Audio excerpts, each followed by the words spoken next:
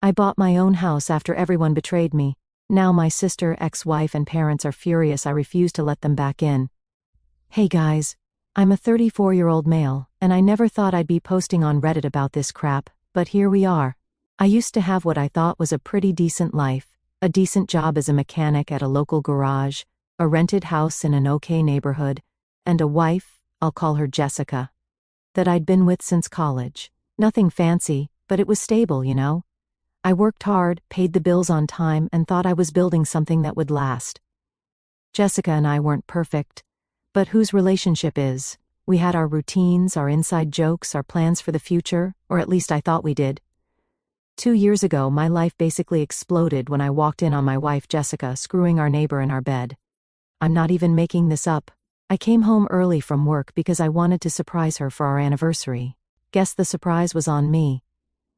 I still remember the look on her face when she saw me standing in the doorway, not even embarrassment, just annoyance that I'd interrupted. That's when I knew our 6-year marriage was actually dead, long before I opened that bedroom door. The next few weeks were a blur of arguments, fake apologies, and me sleeping on my buddy Mike's couch while trying not to completely lose my mind. Jessica kept saying it was just a mistake and how we could work through this, but then I found texts going back months.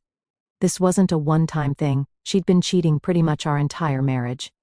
The divorce was nasty as hell. She tried to take everything, including the car I'd bought before we even met. Her lawyer was this shark in a suit who kept looking at me like I was dirt. Meanwhile, I could barely afford my lawyer, who honestly seemed more interested in his lunch break than my case. But the worst betrayal wasn't even from Jessica. It was from my sister, Amber, a 29-year-old female. We'd always been close, or so I thought. She's a single mom with 2 kids. I'd always helped her out when times were tough, bought school supplies for my niece and nephew, fixed her car countless times, even paid her rent twice when she was between jobs. And how did she repay me? By completely siding with Jessica.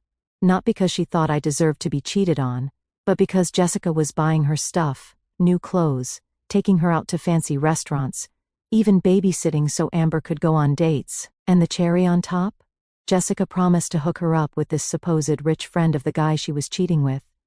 Amber was literally trading her loyalty for the chance at a sugar daddy. You probably drove her to cheat anyway, Amber told me over the phone when I called her, hurt that she was still hanging out with Jessica. Men never understand what women need. That was the moment I realized I was truly on my own. I hung up, blocked her number, and made a decision right then. I was going to rebuild my life if it killed me. So I packed up the few things Jessica's lawyer let me keep and found the cheapest apartment I could. It was basically a shoebox with a bathroom attached. The kind of place where you can cook dinner, watch TV, and use the toilet without getting up from your bed. Yeah. That's small. I remember sitting on that lumpy mattress the first night, wondering how the hell my life had collapsed so fast. Like, 6 months before, I was married, had a decent place to live, thought my sister had my back, and was actually pretty happy. Now I was in a crappy apartment that smelled like the previous tenant's cats. My wife was screwing half the neighborhood, and my sister was Team Jessica all the way. The worst part was seeing their Instagram posts. Jessica and Amber were suddenly BFFs, posting selfies at restaurants I could never afford to take Jessica to, with these long captions about living your best life and toxic people, meaning me, obviously. One time they even posted from a weekend trip to the beach that Jessica and I had always talked about taking but never had the money for. Guess she found the money once I wasn't in the picture. My parents weren't much help either. They kept telling me to try to work things out with Jessica because marriage is about compromise. When I told them about catching her literally in bed with another dude, my mom said, "Well, relationships are complicated, honey." Yeah, no kidding, Mom. I think that's what hurt the most. Everyone acting like I was overreacting by being upset that my wife was cheating, like I was the unreasonable one for not wanting to stay with someone who had been lying to my face for years. The breaking point came when I ran into Amber at the grocery store about a month after moving into my shoebox apartment. I was buying ramen and cheap coffee, basically my entire diet at that point, and she was loading up on expensive snacks, the kind of stuff she could never afford before. I tried to avoid her, but she spotted me and came over with this fake, concerned look. "Oh my God, you look terrible," she said, eyeing my cart. "Are you eating enough?" Before I could answer, She launched into this story about how Jessica was doing so much better now and how her new boyfriend, the neighbor she'd been cheating with, was so generous and took them all out to this fancy restaurant last weekend. You know, she said, leaning in like she was sharing some big secret, Jessica told me everything about why your marriage failed. You really should have paid more attention to her needs. I just stared at her, not even knowing how to respond to that. My sister, who I'd helped raise after our dad left when she was 12, was standing in front of me, basically saying I deserved to be cheated on. Jessica's new boy might have a friend you'd like, she added with a smirk. Someone who can afford better groceries than this. She gestured at my cart. I left my groceries right there in the aisle and walked out. Didn't say a word to her, just turned around and left. That night, I made a plan. I was done feeling sorry for myself, done letting Jessica and Amber make me feel like I was the problem. I was going to rebuild my life from scratch, and I was going to do it so well that they'd choke on their words. My goal was to work my ass off until I could afford a place of my own. A real place, not a depressing shoebox. Something that was mine that no one could take away from me. Revenge would taste sweet in the end. So, my routine went insane, and probably not healthy, but I didn't care. I'd wake up at 5 o'clock in the morning, hit the crappy gym in my apartment building, basically just a treadmill and some dumbbells in a closet, then get to the garage by 6:30. I'd work until 6 or 7 o'clock in the evening, sometimes later if we had emergency repairs. Then I'd grab some cheap takeout, go home, and study until my eyes couldn't stay open anymore. Weekends weren't any better. I picked up side jobs fixing cars for cash, changed oil, replaced brake pads, swapped out alternators. Basic stuff I could do in parking lots with minimal tools. It wasn't exactly legal, but it paid, and I needed every dollar. The manager, I'll call him Rick, started giving me more responsibilities at the shop. First, it was just ordering parts and talking to customers. Then he let me handle the scheduling and some of the hiring. By month 6, I was basically running the place while he supervised, aka played solitaire in the back office. You know, he told me one day while we were locking up, I've owned this place for almost 30 years. Never had someone work as hard as you do. What's driving you, kid? I thought about telling him the whole sad story, the cheating wife, the backstabbing sister, the whole mess. But instead, I just said, trying to buy a house. He nodded, like that made perfect sense. Good goal. Nothing better than having your own place. No landlord to answer to, no worrying about rent going up. Smart move. That simple validation meant more to me than he probably realized. In a world where everyone seemed to think I was the bad guy for being upset about being cheated on, having someone just say good job was huge. The funny thing is, even though I was working nonstop, I started feeling better, like the constant activity kept me from sitting around feeling sorry for myself, and seeing actual progress in my bank account every month gave me something to focus on besides how much my life sucked. Don't get me wrong, I still had bad days when I'd see a post from Jessica or Amber and have to resist the urge to throw my phone against the wall. Days when a customer would come in who reminded me of Jessica, and I'd get flashbacks of her cheating. But those days got fewer and farther between as time passed. The online classes were kicking my ass, though. I hadn't been a great student in high school, and trying to learn accounting principles after a 12-hour shift fixing cars was brutal. I failed the first practice exam so bad that my online tutor actually called me to ask if I was okay. But I kept at it, studying during lunch breaks, watching tutorial videos while waiting for parts deliveries, drilling myself with flashcards before bed. Slowly, painfully, I started to get it. And the more I understood, the more I could see how Rick's business could be improved. He was still doing everything old school, paper invoices, no real inventory system, pricing based on gut feeling rather than actual costs. One night, after closing, I showed him a spreadsheet I'd made, analyzing the last 6 months of jobs. I'd broken down which services made the most profit, which customers were repeat business, which suppliers gave us the best deals. It was basic stuff I'd learned in my classes. But Rick looked at me like I'd just performed magic. "Where did you learn to do all this?" he asked, scrolling through my analysis. "Online classes," I said. "Been taking them at night." He gave me this long look, then said something that changed everything. "You know, I've been thinking about selling this place when I retire. Always figured I'd just close up shop, "But you interested in buying me out someday?" I couldn't believe what I was hearing. Own the garage? Actually be my own boss? It seemed impossible. "I don't have that kind of money, Rick," I admitted. He waved his hand dismissively. "We could work something out. A payment plan, you taking over more and more while I phase out. I'd rather sell to someone who gives a damn than some corporation that'll fire everyone and jack up prices." It was the first time in ages that I felt like maybe things might work out, not just getting by, but actually building something, having a future that I controlled. That night, I went home and added another goal to my list, not just buy a house, but buy the garage too.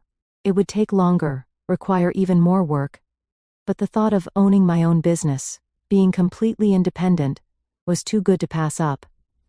About a year into my non-stop grind, things at the shop were going great. Rick had basically made me the manager, and our business was up 30% since I'd started running things. I was saving every penny that didn't go to rent or food. My social life was non-existent, but I didn't care. I had a plan. Then I started hearing whispers that things weren't so perfect in Jessica and Amberland. The guy Jessica had been cheating with?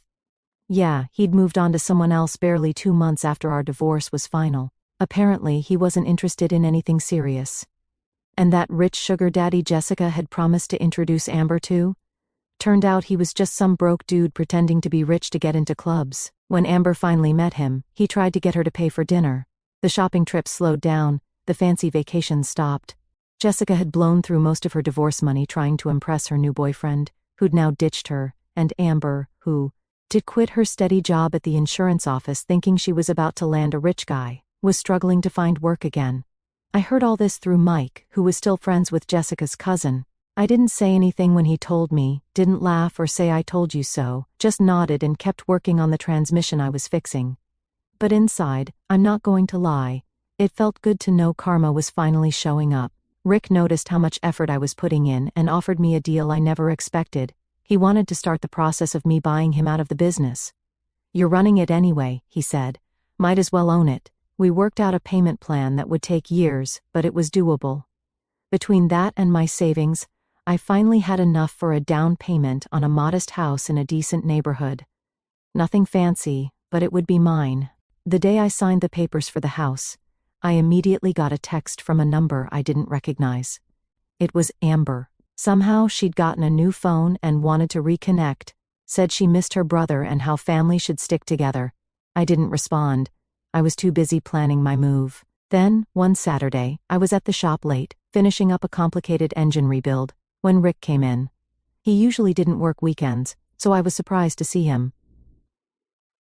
"Don't you ever take a day off?" he asked, shaking his head. I shrugged, got nowhere else to be. He sat down on the stool next to my workbench. "Look, I've been meaning to talk to you about something.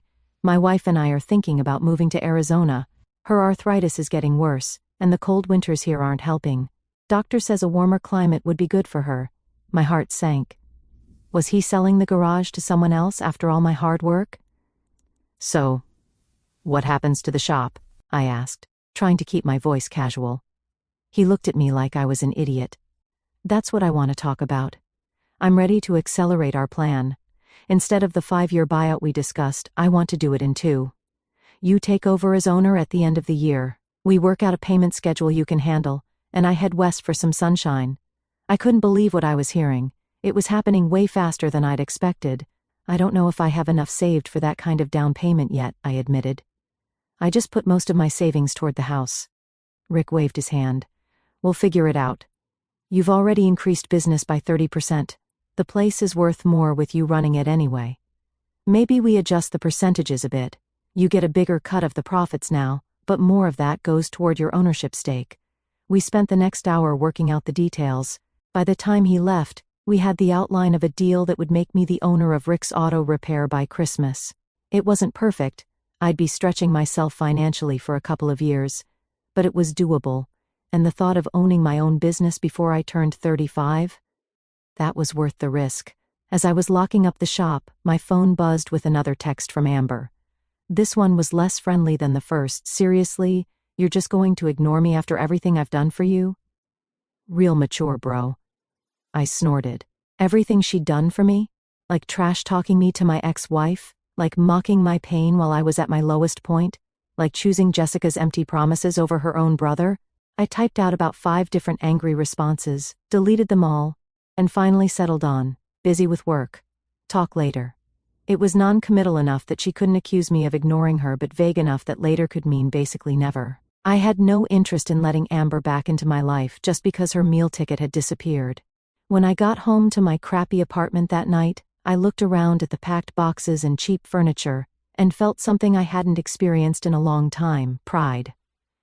In just a few days I'd be moving into my own house. In a few months, I'd own my own business. And I'd done it all by myself, while the people who were supposed to love me had been betting on my failure.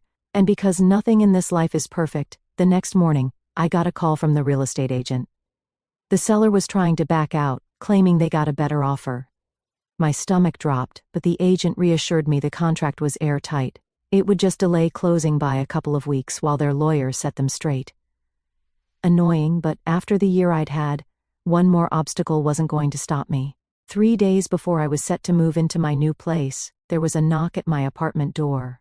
I wasn't expecting anyone, and the few friends I had left knew I was busy packing. I opened the door to find Amber standing there, looking nothing like the confident woman who'd mocked me at the grocery store a year ago. Her hair was a mess, her clothes were wrinkled, and she had this desperate look on her face that I recognized. It was the same look she used to have before asking me for money. "Hey, stranger," she said, trying to sound casual. "Can I come in?" I didn't move from the doorway. "What do you want, Amber?" She forced a laugh. "Can't a sister just visit her brother? It's been forever." "Yeah, about a year since you came to the grocery store to brag about Jessica's diamond bracelet," I said, crossing my arms. Her fake smile dropped. "Look, I made some mistakes, okay? I was stupid. Jessica fed me all these lies about you, and I believed her. I'm sorry." I laughed. "Where's Jessica now? Still buying you stuff?" Amber's eyes dropped to the floor. "We're not really hanging out anymore. She's going through some stuff. That means Jessica wasn't useful to her anymore." I sighed. "Again, what do you want, Amber?" That's when she noticed the boxes behind me. "Are you moving?" "Yep. Bought a house. Closing was last week." Her eyes lit up like I'd just offered her a winning lottery ticket. "A house? That's amazing. How many bedrooms?" And there it was. I could see the wheels turning in her head. 3, I said, knowing exactly where this was going. "That's perfect," she exclaimed way too enthusiastically. "Because, well, I'm kind of in a situation. My landlord's selling the building, and we have to be out by the end of the month. The kids and I have been looking, but you know how crazy rent is these days." I just stared at her, waiting for her to get to the point. "So, I was thinking," she continued, "maybe we could help each other out. The kids and I could move in with you. We wouldn't be any trouble. I could help with bills once I find a new job, and the kids would love having their uncle around." The audacity was actually impressive. After everything, the betrayal, the mockery, the complete dismissal of my pain, she really thought she could just show up and get a free place to live. "No," I said simply. Her smile faltered. "What do you mean, no?" "I mean, no, you can't live with me, not now, not ever." She switched tactics immediately, her eyes welling up with tears. "But the kids, they have nowhere to go. We might end up in a shelter. Is that what you want? Your own niece and nephew homeless because you're too selfish to help?" That's when I lost it, not by yelling or slamming the door, but by laughing. I couldn't help it, the sheer manipulation was so transparent. "Where were you when Jessica was screwing around behind my back?" I asked.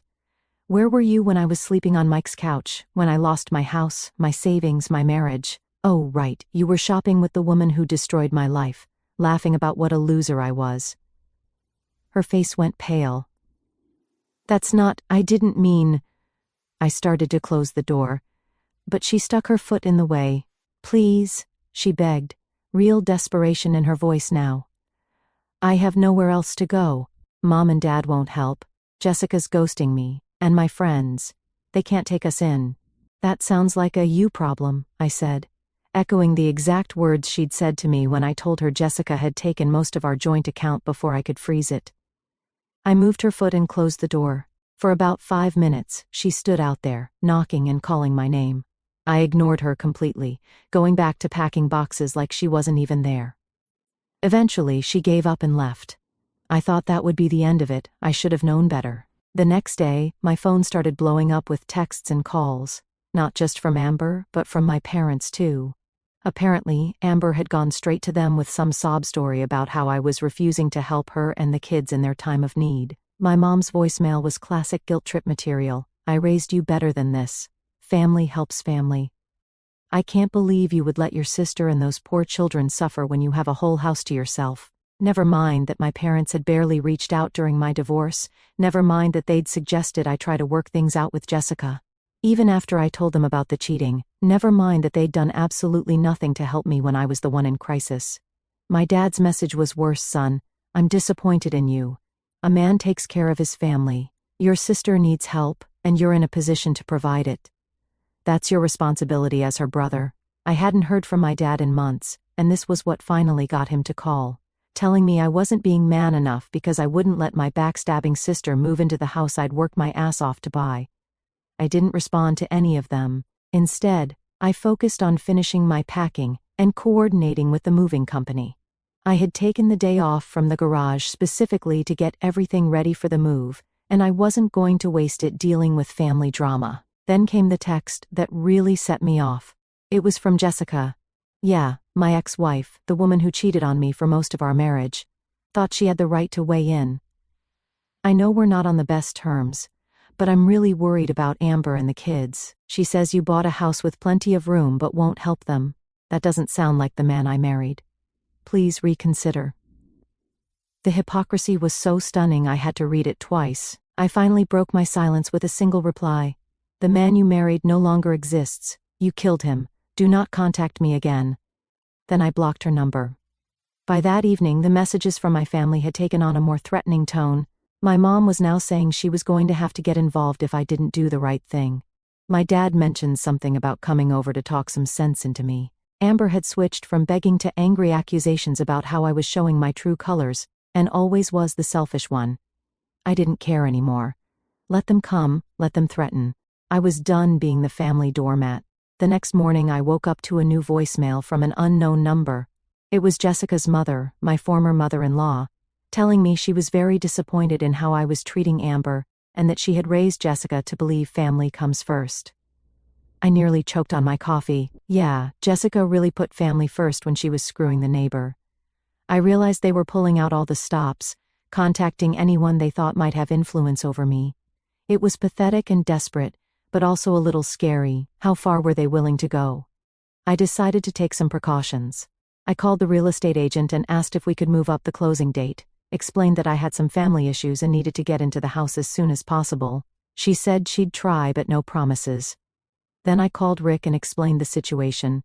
He was surprisingly understanding, even offering to let me crash at his place if things got too intense with my family. I also called Mike, who had been my rock through the divorce. He immediately offered to come over and help me finish packing and to be there when I moved, in case my family tried to show up and cause trouble. Dude, he said, they're only coming around now because you're doing well. Where were they when you were sleeping on my couch? Screw them. It felt good to have people in my corner, even if they weren't blood relatives. That afternoon, the real estate agent called with good news. We could close the next day. The seller had finally accepted that they couldn't back out, and all the paperwork was ready. I'd be able to move into my new house 48 hours earlier than planned. I didn't tell anyone in my family about the change in plans. Let them show up at my empty apartment. By then, I'd be safely in my new home with a security system installed and no forwarding address left behind. Moving day came, and I left my crappy apartment behind for good. My new house wasn't anything special by most people's standards, but to me, it was everything. I spent that first night sitting on my back porch with a cold soda, looking up at the stars, feeling like I could finally breathe again. And I did something I probably shouldn't have. I posted a few photos of my new place on Facebook. Nothing flashy, just a simple new chapter, new home post. I knew Amber would see it.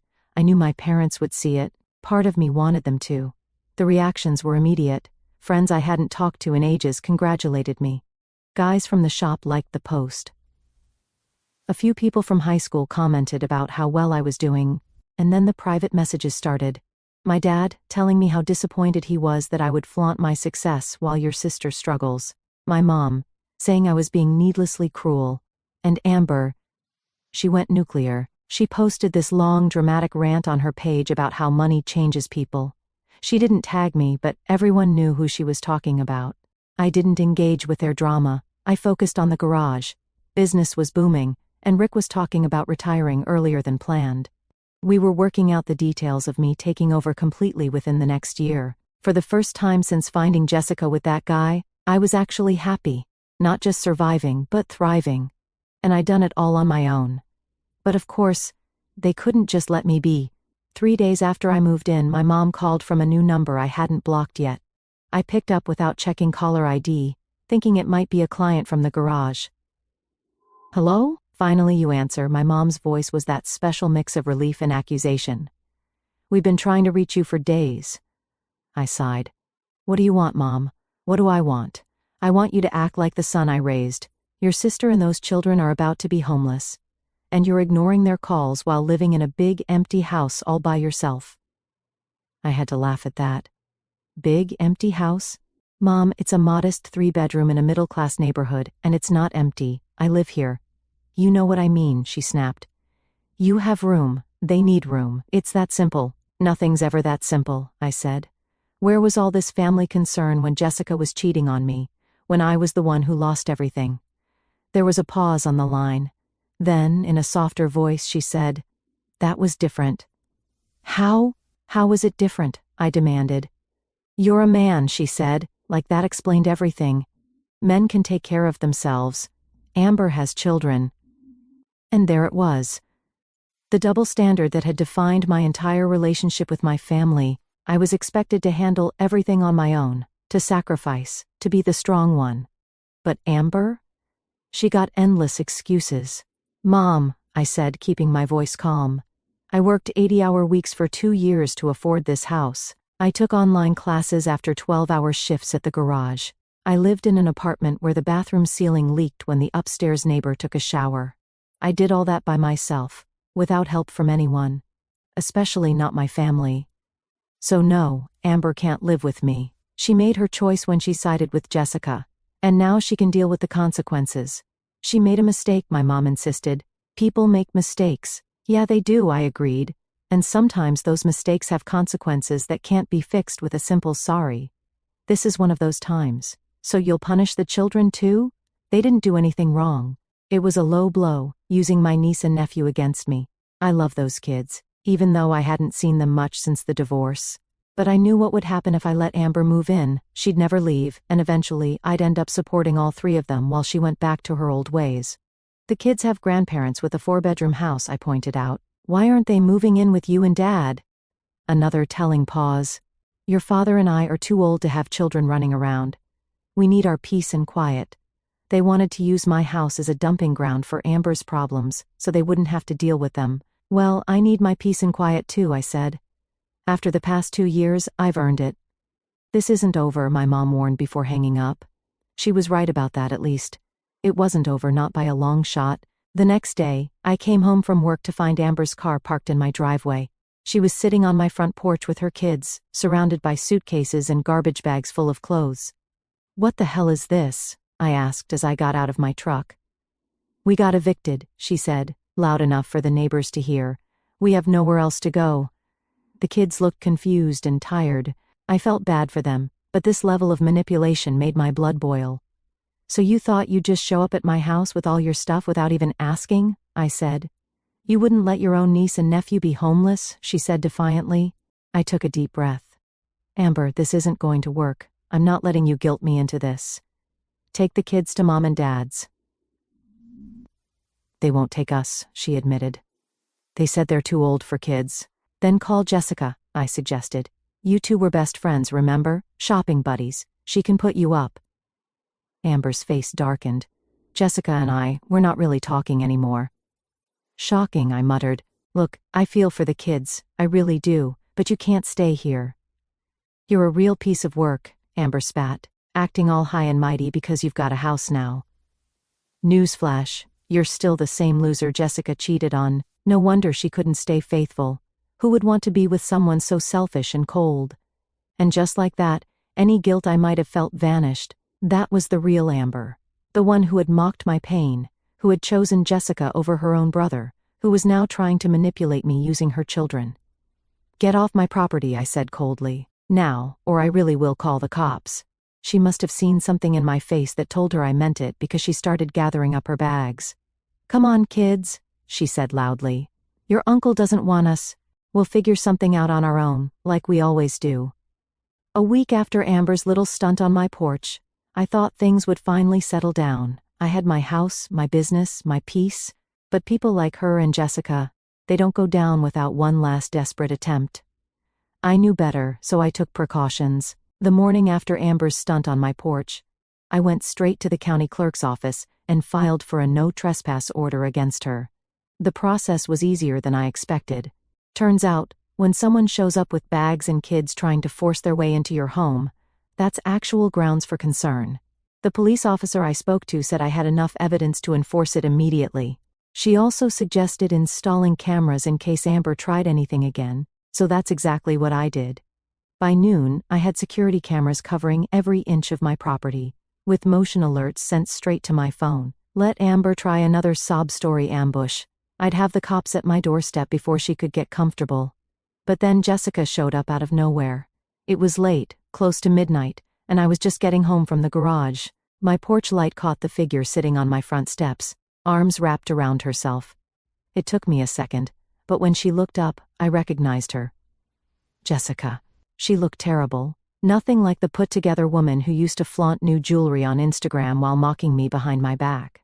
Her hair was a mess, she had bags under her eyes, and she looked smaller somehow, like life had finally knocked her down a few pegs. "Matt," she said, her voice weak. I didn't know where else to go. I laughed at the sheer audacity. "Not my problem," I said, stepping around her to unlock my door. "Please," she said, standing quickly. Just talk to me." I sighed. "Talk about what, Jessica? How you cheated on me for years, how you ran through the divorce money and got dumped, or maybe how you encouraged my sister to turn against me? Pick one." She flinched, but I didn't feel bad, not even a little. "I made mistakes," she whispered, swallowing hard. "I was stupid. I thought—" She stopped, rubbing her arms like she was trying to hold herself together. "I thought I had everything figured out, but I didn't. He left me, Matt. Just like that, one day I woke up and he was gone. Took everything. I lost my job, my apartment. I'm back at my mom's place, and she's threatening to kick me out." "Sounds like karma," I said, stepping inside. She grabbed my arm before I could close the door. "I loved you," she blurted, tears in her eyes. "I know I messed up, but we had something real. Don't you ever miss it?" I stared at her for a long moment, then smiled. "No," I said, and shut the door in her face. I stood there, listening as she cried outside for a minute, before finally giving up and leaving. I didn't feel a damn thing. She was just another person from my past desperate to claw her way back in, but that door was locked, and I was never opening it again.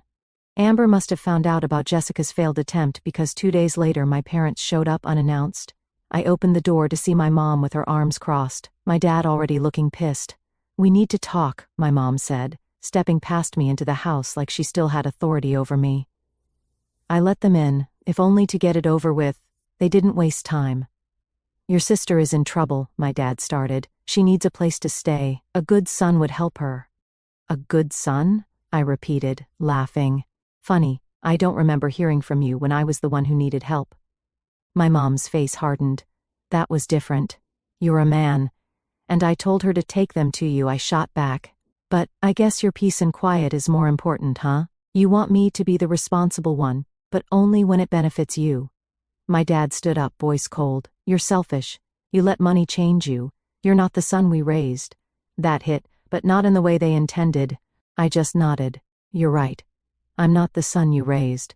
That guy would have let himself be guilted into taking care of a woman who betrayed him. That guy would have kept giving to people who never gave back. That guy would have let his family walk all over him." I looked them both in the eye. "But that guy's gone, and you should probably leave." My mom huffed, grabbing her purse. "You'll regret this." "Doubt it," I said, holding the door open. They left without another word. I closed the door behind them, locked it, and stood there for a second, taking it all in. I wasn't their son anymore. Good. I didn't need to be. I had a house, a business, a future. I built it all from scratch. And as I stood in my own home, with nobody left to drag me down, I realized something.